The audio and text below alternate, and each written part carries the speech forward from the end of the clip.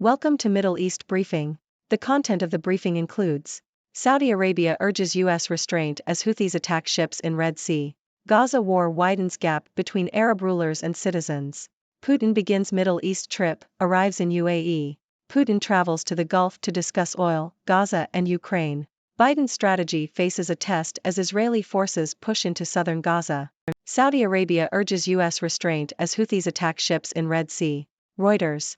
Saudi Arabia has reportedly asked the U.S. to show restraint in responding to attacks by Yemen's Houthi rebels on shipping in the Red Sea, as Riyadh seeks to prevent the conflict from spilling over amid the ongoing Hamas-Israel war. The Houthis have been attacking vessels in shipping lanes and launching drones and missiles at Israel, vowing to continue until Israel stops its offensive on Gaza. The attacks pose risks to sea lanes used for oil shipments and have raised concerns among countries on the Red Sea. Riyadh has thus far been pleased with how the U.S. has handled the situation. The Gaza war widens gap between Arab rulers and citizens. New York Times. The recent conflict between Israel and Palestine has highlighted the growing divide between Arab leaders and their people across the region. Bahrain, a Gulf nation that established diplomatic ties with Israel 2 years ago, has seen a surge in public support for the Palestinians since the war began. While Arab governments weighed the economic and security benefits of a relationship with Israel against negative public opinion, the war has brought that gap into sharp focus. In Bahrain, protests have seen people calling for their government to expel the Israeli ambassador and remove American military bases from the country. The Abraham Accords, brokered by the Trump administration, established relations between Israel and the United Arab Emirates, Morocco, and Bahrain. These deals were celebrated by Western governments, and the Bahraini government signed a comprehensive security pact with the Biden administration in September. However, polls show that most Arab citizens view the establishment of ties with Israel dimly. Bahrain's government is keen to be seen as a voice of moderation in the United States, but the growing divide between Arab leaders and their people is further widening rifts in the kingdom. Putin begins Middle East trip, arrives in UAE. Deutsche Welle. Russian President Vladimir Putin has arrived in the United Arab Emirates, UAE, as part of a Middle East tour that also includes Saudi Arabia. Putin's visit coincides with the United Nations COP28 climate talks taking place in Dubai, although it is unclear whether he will attend. The trip also comes despite an arrest warrant against Putin from the International Criminal Court over the war in Ukraine. During his visit, Putin will hold talks with UAE President Sheikh Mohammed bin Zayed Al Nahyan in Abu Dhabi before traveling to Saudi Arabia for a meeting with Crown Prince Mohammed bin Salman. The agenda includes energy cooperation, the situations in Syria and Yemen, stability in the Gulf, and the war in Ukraine. Neither Saudi Arabia nor the UAE are obligated to arrest Putin over the ICC warrant, as they did not sign the ICC's founding treaty. Putin travels to the Gulf to discuss oil, Gaza and Ukraine. Reuters. Russian President Vladimir Putin is visiting the United Arab Emirates, UAE, and Saudi Arabia to discuss cooperation within the OPEC+ group of leading oil producers, as well as conflicts in Gaza and Ukraine. In Saudi Arabia, Putin will meet with Crown Prince Mohammed bin Salman to discuss bilateral trade, energy cooperation, and conflicts in Yemen, Syria, and the Gulf. In the UAE, Putin will hold talks with President Sheikh Mohammed bin Zayed Al Nahyan to discuss bilateral trade, OPEC+, and energy cooperation. They will also discuss joint projects in various industries and the situation in the Middle East in light of the Palestinian-Israeli conflict. Biden's strategy faces a test as Israeli forces push into southern Gaza. Yahoo! The Biden administration has urged Israel to minimize harm to civilians in Gaza amid concerns over the rising death toll resulting from the ongoing conflict between Israel and Hamas. U.S. officials, including Vice President Kamala Harris and Secretary of State Antony Blinken, have made public statements calling on Israel to protect innocent civilians. The U.S. State Department has also imposed visa bans on Israeli settlers in the West Bank who have committed violence against Palestinians. The Biden administration is seeking to broker a ceasefire and prevent a widening of the conflict, but as the death toll in Gaza continues to rise, the administration's ability to influence Israel is being questioned. The administration is under pressure from both sides of the political spectrum, with critics accusing it of failing to take action to stop the war, while conservatives argue that it is undermining its support for Israel. The Biden administration is concerned that if the war continues, dissent within the Democratic Party and strong international pressure will force the administration to pressure Israel to scale back its military operations.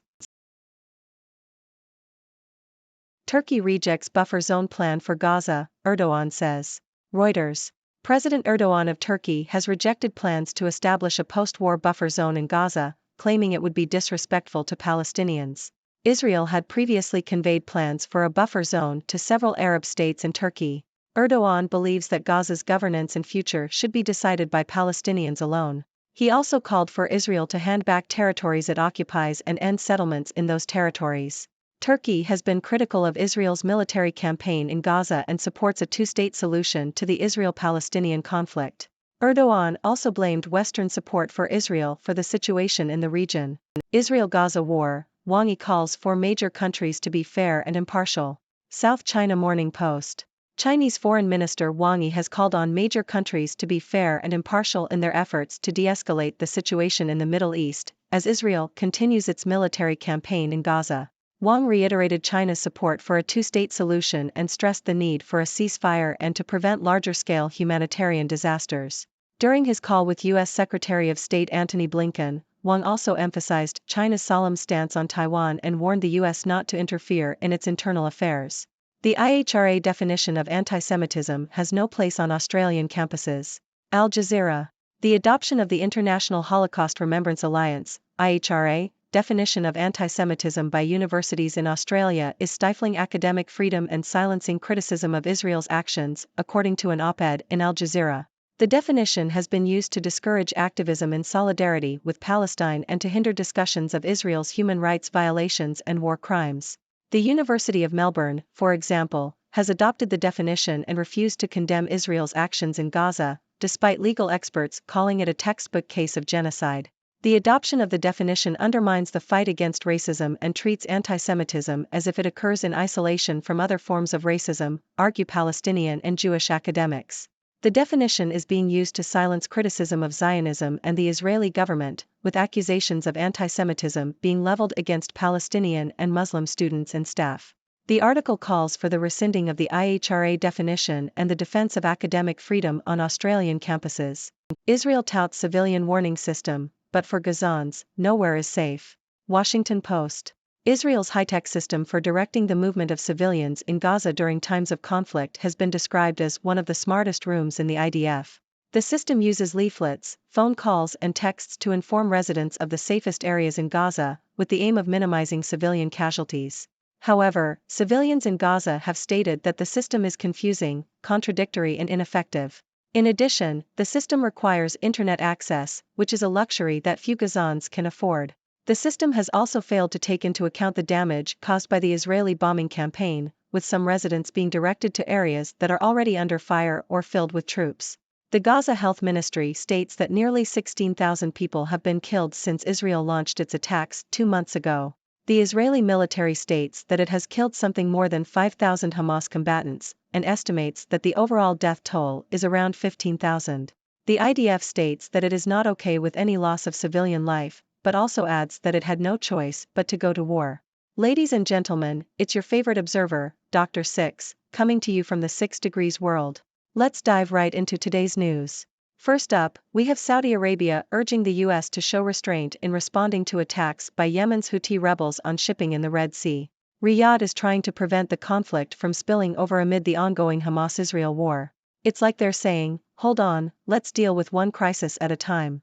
And honestly, it makes sense. We don't want chaos on all fronts. Speaking of the Hamas-Israel war, the conflict has widened the gap between Arab rulers and their citizens. Bahrain, for example, established diplomatic ties with Israel 2 years ago, but now it's seeing a surge in public support for the Palestinians. It's a tough balancing act for these governments, trying to maintain relationships with Israel for economic and security benefits while also keeping their own people happy. It's like trying to juggle watermelons and bowling balls at the same time. Tricky, tricky. Next, we have our favorite world traveler, Vladimir Putin, making his way to the Middle East. He's visiting the United Arab Emirates and Saudi Arabia to discuss oil, conflicts in Gaza and Ukraine, and probably how to look so cool while riding shirtless on a horse. Let's hope he doesn't get arrested by the International Criminal Court during his trip. That would be quite the plot twist. Meanwhile, the Biden administration is feeling the pressure as Israeli forces push further into Gaza. They're calling on Israel to minimize harm to civilians and trying to broker a ceasefire. But with the death toll rising, people are questioning the administration's ability to influence Israel. It's like trying to convince your stubborn grandma to change her mind. Not an easy task, let me tell you. On the ground in Gaza, the situation is becoming increasingly dire. Israeli officials are showing no sign of letting up their attacks, and even talk about keeping their military inside Gaza indefinitely. It's like they're playing a game of Monopoly and don't want to give up Park Place. But the consequences are devastating for the people of Gaza, who are living in apocalyptic conditions. It breaks my six-hearted heart. Turkey's President Erdogan is rejecting plans for a post-war buffer zone in Gaza, saying it would be disrespectful to Palestinians. He's calling for Israel to hand back territories it occupies and end settlements. It's like telling your annoying neighbor to stay off your lawn. But hey, let's hope a peaceful solution can be found. Moving on to China, Foreign Minister Wang Yi is calling on major countries to be fair and impartial in their efforts to de-escalate the situation in the Middle East. China supports a two-state solution and wants a ceasefire. They're also reminding the US not to interfere in their internal affairs. It's like Wang Yi is the teacher in a rowdy classroom, trying to keep everyone in line. Lastly, we have an interesting debate brewing in Australia. The adoption of the IHRA definition of anti-Semitism by universities is being criticized for stifling academic freedom and silencing criticism of Israel. It's like the universities are trying to keep the peace, but it's coming at the cost of free speech. A tough balancing act indeed. Well, folks, that's all for today's news. Now it's time for you to join the discussion. What are your thoughts on these developments? Do you have any burning questions for Dr. Six? Share your ideas and let's keep the conversation going. Thank you for tuning in. The content above showcases the latest briefing reports and analytical synopses, thoughtfully curated by the 6Do team. These insights stem from a wide array of reputable media outlets, think tanks, government sources, and specialized experts worldwide. We encourage you to explore these sources for a comprehensive perspective. Keep in mind that while the content may not always align with the official standpoint of 6Do Brief, it's not meant to be taken as absolute directives for decision-making.